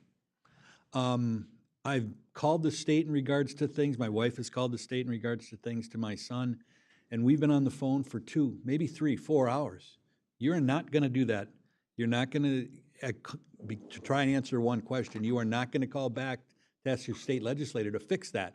And after spending 3 hours on the phone, you're not going to do that. It's just, it's redundant. It's our job as elected officials to push forward in regards to get these things fixed, in regards to the update of the systems and all of that thing. But I see what he's trying to say as an advocate for it, but in the same sense, it's our job, and the people that are calling us and calling the county are not going to be calling the state afterwards. I understand, Commissioner. Yes, I understand. And then while we do share this, when people ask, how do we change this? We do share that information. But ultimately, we're assisting clients with what their public assistance cases are and giving them the information that they need to have. And I'm encouraged to hear the conversation that's happening with system modernization. Also, for myself, on the committees that I sit on, I am seeing that there's much more collaboration between the state and counties that I've not seen in the past, because it's so critically important to have our voices heard as they move forward with looking at what systems to implement in the future. So that encourages me, and I appreciate the feedback on that. Thank you. Commissioner Holtz. I was just going to say, we have to be careful about what we do. And I know there's been a number of articles. You posted a number of articles. I don't know, though, that it wouldn't be a bad idea for Dave Unze and us to take a look at maybe doing some sort of, propose some story on how antiquated the system is. Might not hurt for the general, we could publish it through the, Star News and through the Patriot and those sort of things. I don't think it would necessarily hurt to advertise that way. They may not pick up the story, right? But I mean, it is really interesting that we're operating on 90s technology computers. Oh, yeah. I think they refer to it as the spinning green wheel of death. Yeah, I mean, That's SSIS too. We've got a couple of systems that are referred to as that. I could probably write something on my old Commodore 64. Mr. Chair, if I may, I mean, we got into a much broader context on lobbying and the things that we need to do to improve that. But I do appreciate your efforts, continuing efforts to herd the cats you've been given. Because, I mean, it's just not, we don't have, these things will be eventual, but right now we just have to try to struggle on with exactly what we have. And I do appreciate your efforts to make that more efficient. Thank you so much, Commissioner. I would be remiss if I did not acknowledge the support staff that have been on these front lines, taking these calls, and the dedication and commitment that they have shown to come back day after day to really deal with. It's not all happy customers. Correct.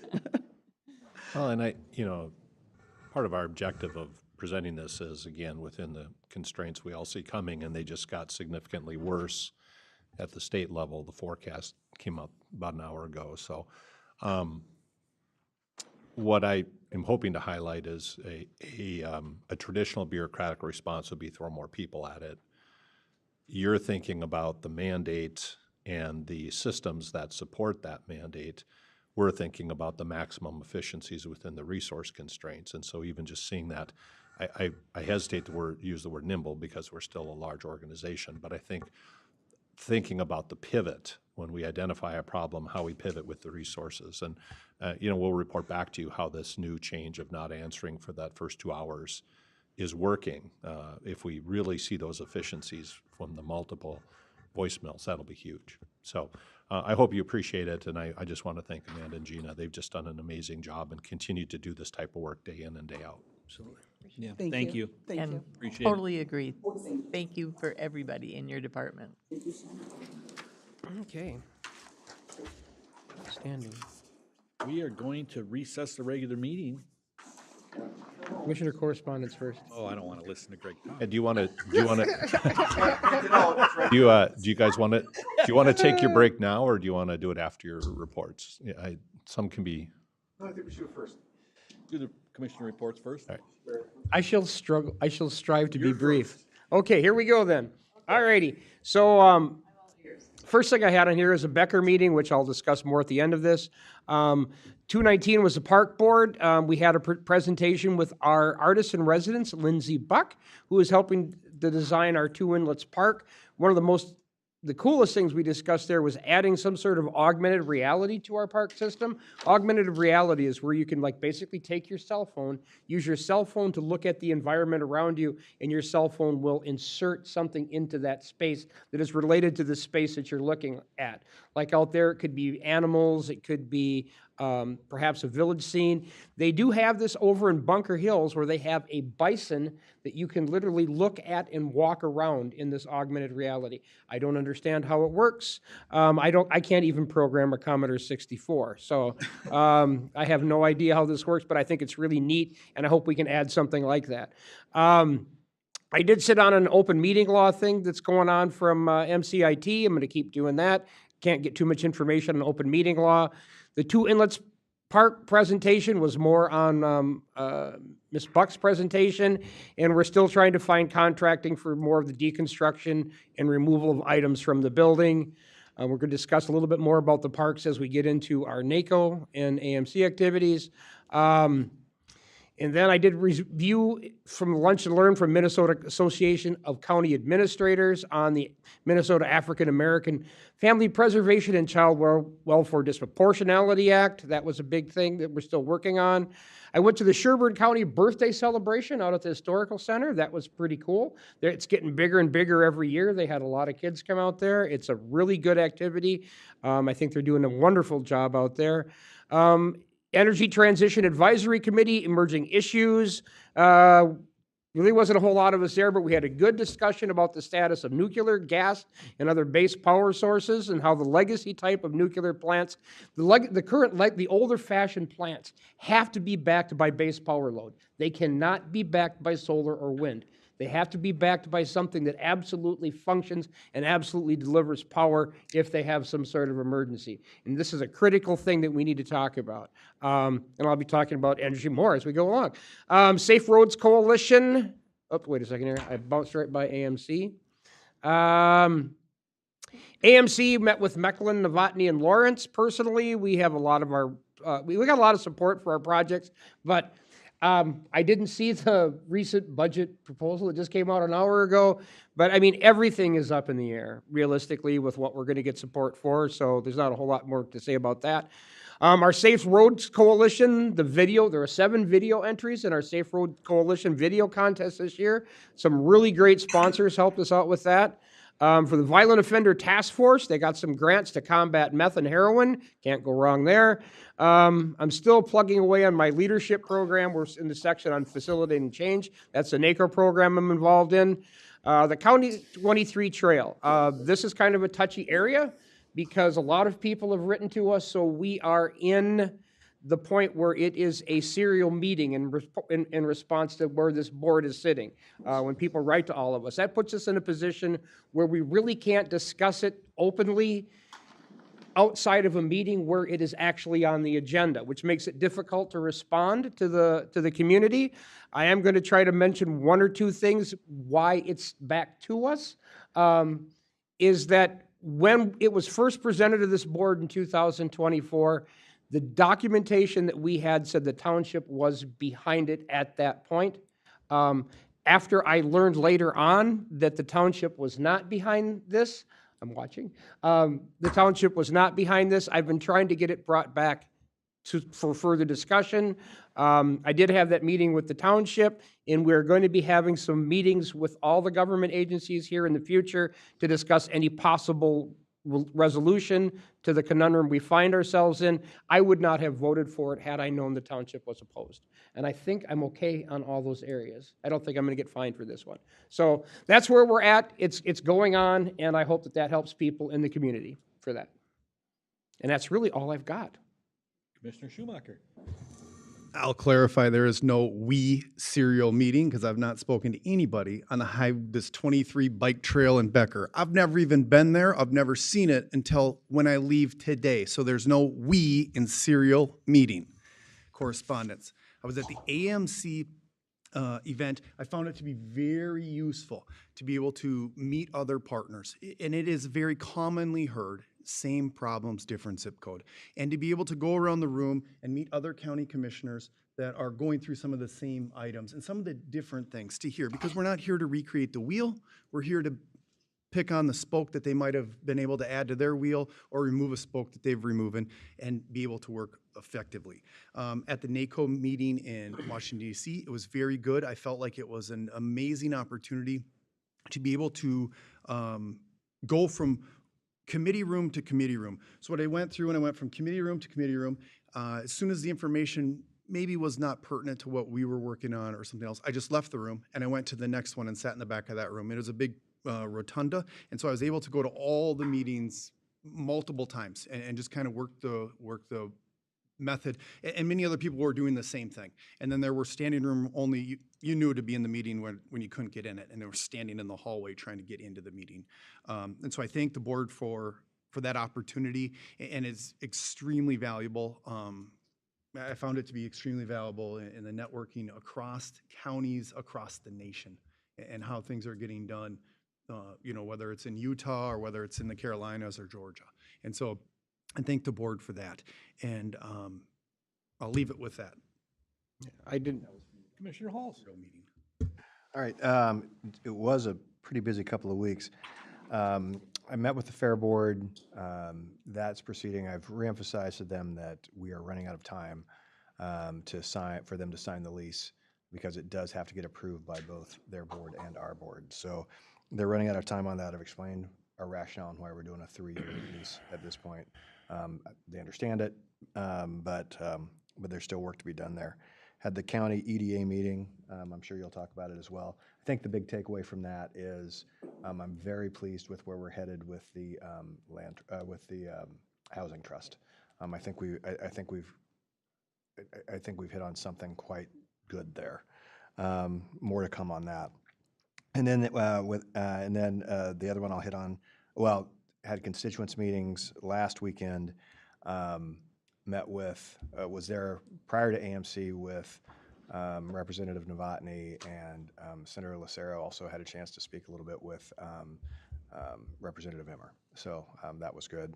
And then, of course, we had AMC. I think we'll talk about AMC a little bit more in workshop. I think a couple of the key takeaways, for this is I did get a chance to meet with Chairman Baker to talk about some of the, not just the county's concerns around safe and sick time and how the law was written, but also small businesses. And he indicated to me that there is a bipartisan support for modifying that to make it easier to administer. So more to come on that. Hopefully that goes through.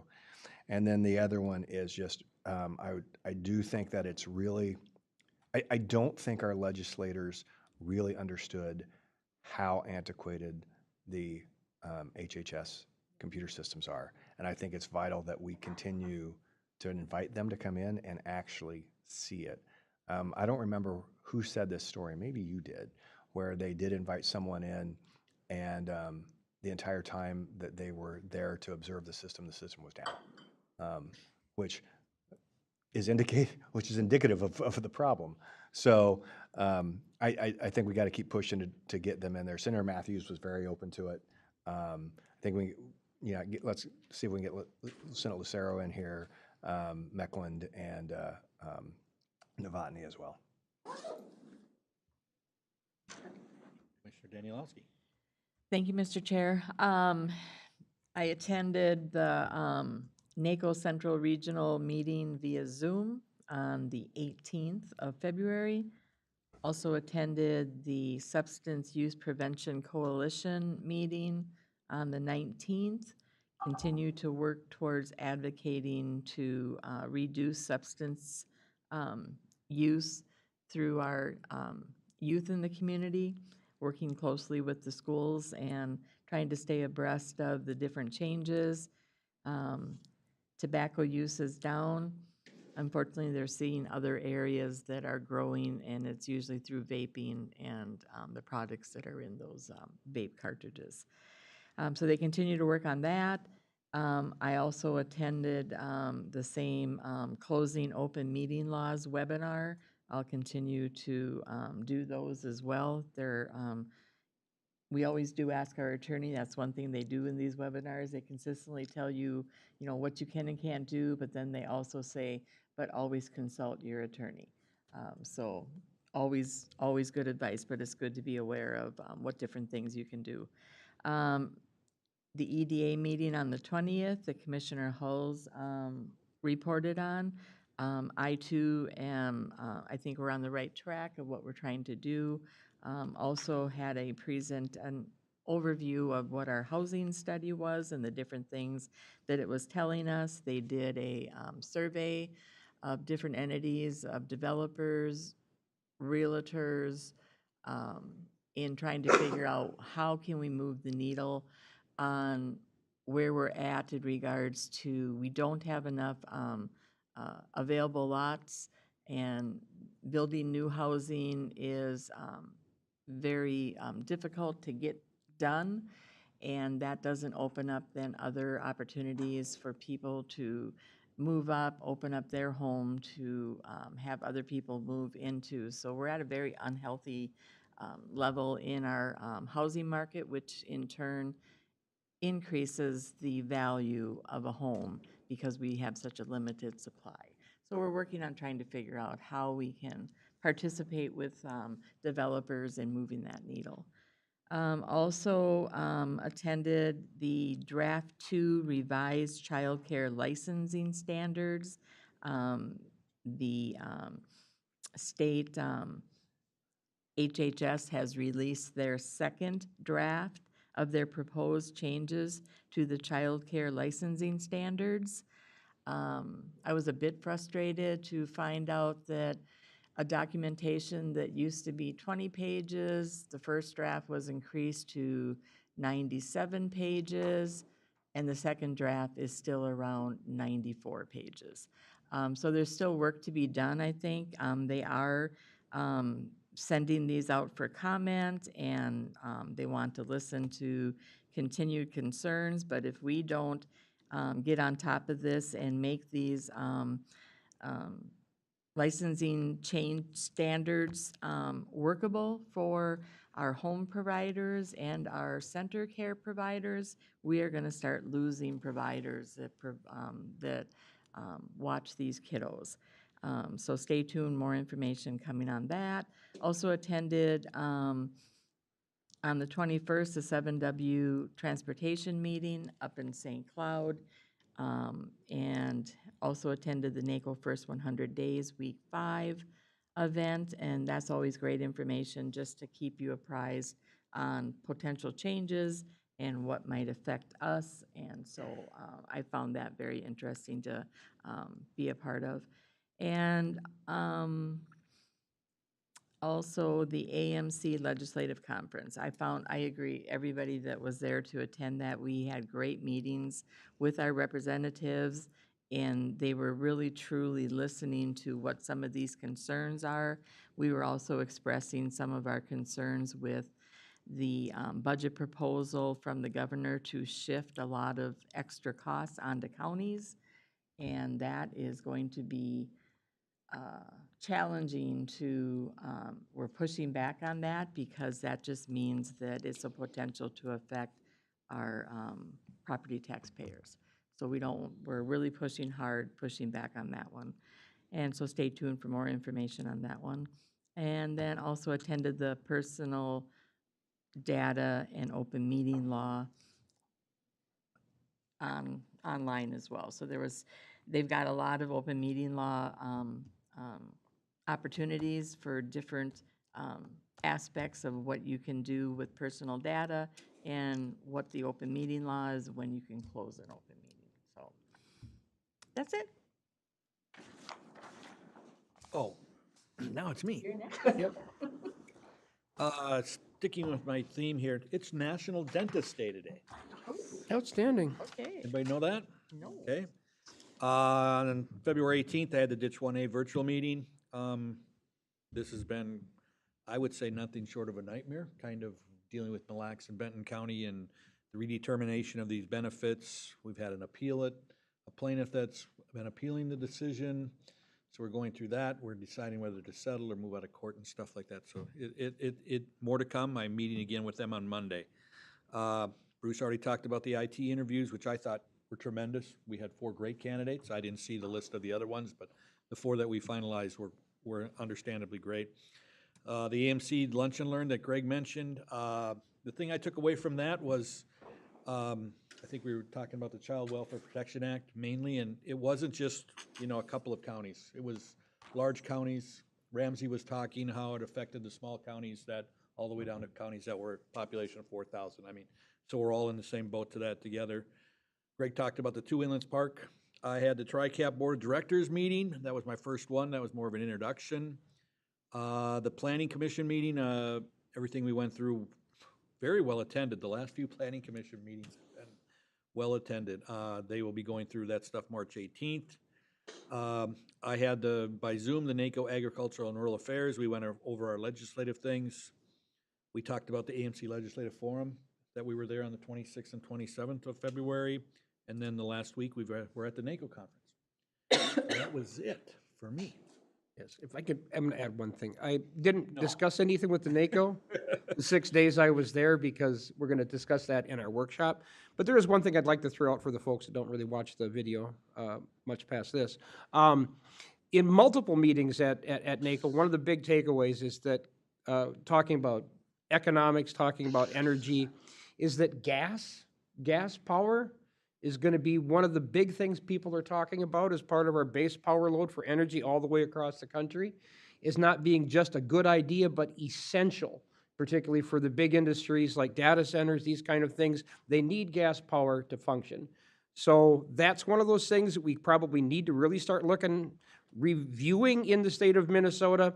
And one of the things that I keep going back to with this from all the time I spend on these energy transition committees and whatnot is we're only 5% of the world's emissions in the United States, 5% total.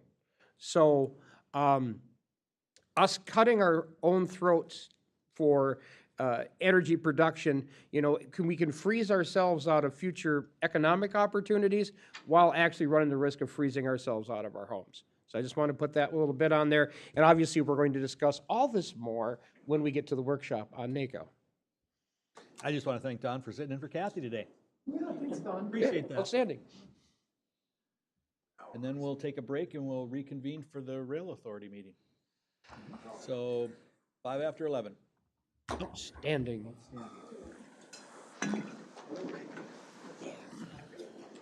You're going to be hungry. You'll be ready for something. You're getting me before I even stand up. I do. You'll get involved in conversations there. Am I dating or are you dating? We can date. Just So was that a fairly functional dance I need 4 of them. Come on, come on. Yeah, if you guys aren't if you're not responding, it's just show it to the group. Yeah. And I've been collecting, I just have a sample.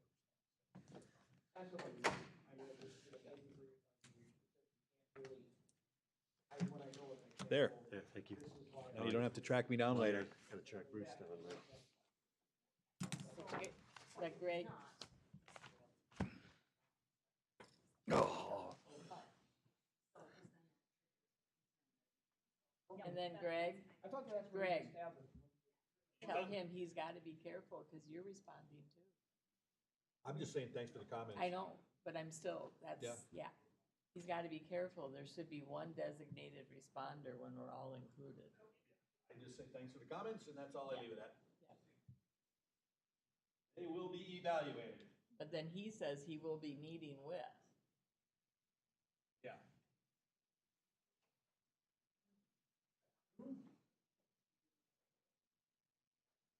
What did I do? Uh-oh, he heard you. You don't have anything for me to sign, so that's a good thing. heard my name a few times.